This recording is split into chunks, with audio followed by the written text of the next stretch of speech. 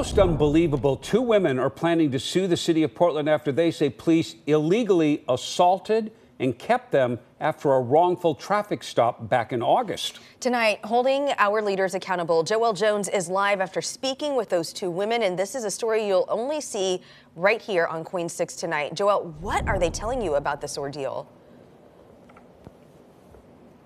Well, Liz, these two women describe a terrifying ordeal at the hands of those sworn to protect them. They say they were never ordered to pull over when police allegedly slammed into their car and pointed guns in their face, telling us they were then held illegally without any evidence of a crime, even after police learned they had the wrong car.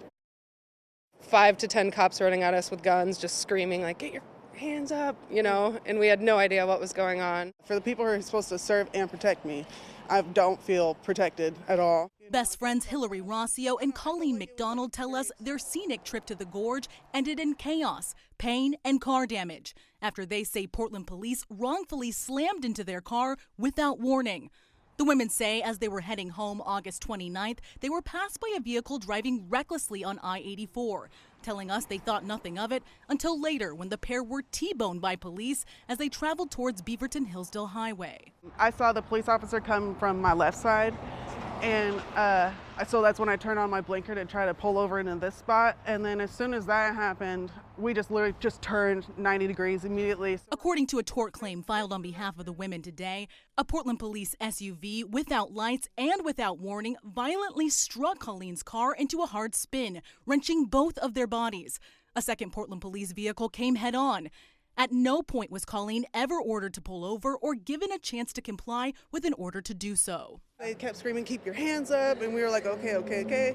And then she was yelling, she was like, "You got the wrong person." Like, we saw that guy like drive past us like all the way at 102nd, and now we're at Terwilliger. Colleen and Hillary say officers caused nearly $5,000 worth of damage to Colleen's car and then proceeded to hold them illegally, even after allegedly admitting they had the wrong car.